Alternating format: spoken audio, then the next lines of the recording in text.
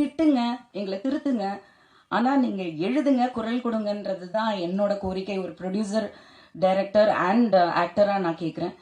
Because எல்லா படங்களுக்கும் reach வேணும், மக்கள் கிட்ட போய் சேரணும். அது நெகட்டிவா இருந்தாலும் சரி, பாசிட்டிவா இருந்தாலும் சரி, கொண்டு போய் சேருங்க. ஸோ எல்லாருக்கும் வணக்கம், மீடியா நண்பர்கள் எல்லாருக்கும் வணக்கம். ராஜசேகர் மாஸ்டராக தான் எனக்கு தெரியும். ஸோ நம்ம நிறைய பேர் இப்போ வந்து அம்மா ராஜசேகர் தெலுங்கு டைரக்டர், தெலுங்குல மிகப்பெரிய ஒரு சக்ஸஸ்ஃபுல் பர்சனாக ஒரு டைரக்டரா ஆக்டரா பார்க்குறோம். பட் எனக்கு வந்து தெரிஞ்ச ராஜசேகர் மாஸ்டரை பற்றி நான் சொல்கிறேன். மிகப்பெரிய படங்கள், மிகப்பெரிய சூர்யாலாம் வந்து இந்த அளவுக்கு டான்ஸ் ஆட முடியுமா அப்படின்றது வந்து உங்க எல்லாருக்கும் இன்னைக்கு தெரியும். ஆனா மாஸ்டர் வந்து அன்னைக்கு ஒர்க் பண்ணதை நான் கண்ணால பார்த்துருக்கேன். ஸோ சந்தீபோமான்ற படம் வந்து சூர்யா பண்ணது உங்க எல்லாருக்கும் எத்தனை பேருக்கு ஞாபகம் இருக்குன்னு எனக்கு தெரியல. But my sister Preetha acted in that film. First Tamil film வந்து பிரீதா பண்ணது வந்து சந்தீபோமா. ஸோ மாஸ்டர் வந்து நாங்கள் ஒரு நிறைய ட்ராவல் பண்ணோம். அந்த படம் சாங்ஸ் எல்லாம் மாஸ்டர் பண்ணாங்க. ஸோ நார்த் இந்தியா ஃபுல்லாக வந்து ட்ராவல் பண்ணோம். I use to do styling and makeup and hair dress எல்லாமே. அந்த காலத்தில் வந்து நிறைய சின்ன படங்கள், சின்ன ஹீரோ படங்கள் அந்த காலத்தில் Suriya is also upcoming. Vijay, Suriya எல்லாமே அப்கமிங் தான். ஸோ அந்த டைமில் வந்து பார்த்தீங்கன்னா சின்ன குரூ, இத்தனை பேர் தான் போக முடியும் அப்படின்ற ஒரு சூழ்நிலையில் வந்து மாஸ்டர் வந்து அந்த பாடல்கள் பண்ணாங்க. அப்போ எவ்வளோ அவங்க சிரமப்பட்டாங்க, சூர்யா எவ்வளோ ஹார்ட் ஒர்க் போட்டாங்க. அதே சமயத்தில் no that is the journey. ராகினுக்கும் அதான் சொல்றேன், that is the journey. So நம்ம வந்து எடுத்த உடனே ஜெயிக்க முடியாது, அது சினிமாவில் நடக்காது.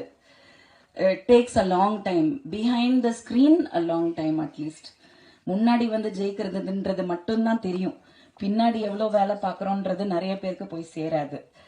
ஸோ அந்த விதத்தில் மாஸ்டர் வந்து எனக்கும் மாஸ்டருக்கும் மிகப்பெரிய சண்டைலாம் நடந்திருக்கு ஸ்பாட்ல.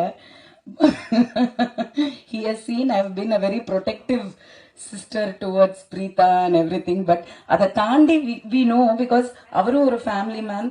அவரோட ஃபேமிலி அவரை எப்படி ப்ரொடெக்ட் பண்ணுவார் அப்படிங்கிற மாதிரி தான் நானும் இருந்தேன். So we connected and I'm so proud to say that I'm seeing him here. இன்னைக்கு வந்து மிகப்பெரிய more or less same age group தான் நினைக்கிறேன். பட் இன்னைக்கு இவ்வளோ பெரிய ஒரு டைரக்டரா, ஒரு சக்சஸ்ஃபுல் பர்சனாலிட்டியா பார்க்கும்போது, சினிமா இண்டஸ்ட்ரியில பார்க்கும்போது ரொம்ப ரொம்ப பெருமையா இருக்கு. So congratulations first. என்ன நம்ம ரொம்ப நாளா சந்திக்கல. ஸோ படத்தை பத்தி சொல்லணும்னா, வெட்டு பேரே வந்து வெட்டு 1 துண்டு 2ன்னு சொல்லுவாங்க இல்லையா. So first half and second half அப்படின்னு தான் நான் பார்க்குறேன். ஸோ அப்படி பார்க்கும்போது வந்து இன்டர்வல் பிளாக், இந்த படம் வந்து தெலுங்குல தலை, ரைட்? தலா, ஓகே. தலையா தலாவான்னு தெரியல, நான் தலைன்னு சொன்ன தலா. ஸோ அந்த டைட்டில் வந்து ரிலீஸ் ஆன படம் மிகப்பெரிய வெற்றி அடைஞ்சிருக்கு தெலுங்குல. ஸோ நம்ம தமிழ்நாடை பொறுத்த வரைக்கும் ராதா சொன்ன மாதிரி அதர் லாங்குவேஜஸ்க்கு தான் நம்ம அதிகமாக சப்போர்ட் பண்ணுவோம், நம்ம லாங்குவேஜை விட அதிகமாக வந்து சப்போர்ட் பண்ணுவோம். ஸோ அந்த விதத்தில் வந்து இந்த படம் வந்து ஒரு தமிழ் பர்சன், நம்ம மாஸ்டர் தான் எடுத்திருக்காரு. ஒரு தெலுங்கு டைரக்டராகவோ இல்லை ப்ரொடியூசராகவோ இல்லை டெக்னீஷியனாகவோ நான் பார்க்கல. ஸோ உங்கள் எல்லாருக்கும் சொல்லணும் அது அப்படின்றதுக்காக தான் நான் அதை பற்றி, பாஸ்ட்டை பற்றி இங்கே பேசினேன். ஸோ கண்டிப்பாக வந்து அதில் வந்து உணர்வுகள் ஜாஸ்தி இருக்குது அந்த படத்தில். நான் பார்த்தேன் அந்த இன்டர்வல் பிளாக் வந்து it's amazing, something that we have to watch. அதில் வந்து பர்ஃபார்மர்ஸ் எல்லாருமே வந்து பர்ஃபார்மன்ஸஸ் வந்து ப்ரில்லியண்ட்டாக பண்ணியிருக்காங்க. சொல்லவே வேணாம், விஜிகாலாம் வந்து அவங்க வாய்ஸ் எப்படி மாடுலேட் பண்ணுறாங்கன்றதை நான் இப்போ தான் பார்த்தேன். இங்கே பேசுறதுக்கும் படத்தில் பேசுறதுக்கும் சம்மந்தமே கிடையாது. ஸோ அந்த விதத்தில் I think it is a action packed entertainer and Ragin next generation hero. So it's like மிந்திலாம் வந்து ரவி சார் சொன்ன மாதிரி அடுத்த வாரிசு தான், வாரிசு நடிகராக தான் சொல்லுவாங்க. ஆனால் இப்போ என்னமோ நெப்போட்டிசம் அப்படி இப்படின்னு சொல்லிட்டு கெட்ட வார்த்தை பேசுகிறாங்க இங்கிலீஷில். பட் அது எப்படி வேணா சொல்லுங்க, it is a part of our blood, our DNA. And அப்படிதான் மைண்ட் ஒர்க் ஆகும்னும் போது நீங்கள் நல்லா படிங்க, தப்பே கிடையாது. நீங்க என்ன படிக்கிறீங்கன்றது வந்து முக்கியமே கிடையாது. நாலேஜ் தான் எல்லாமே.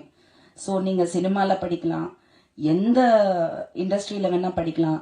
ஆனா சினிமாவை பிளான் பியா வச்சிடாதீங்க. Keep it as your only option, first and only option. அதுலயே நீங்க கான்சென்ட்ரேட் பண்ணுங்க. Gather knowledge all your way, but do or die. அதுல மட்டும் தெளிவா இருங்க. Because cinema is never an option.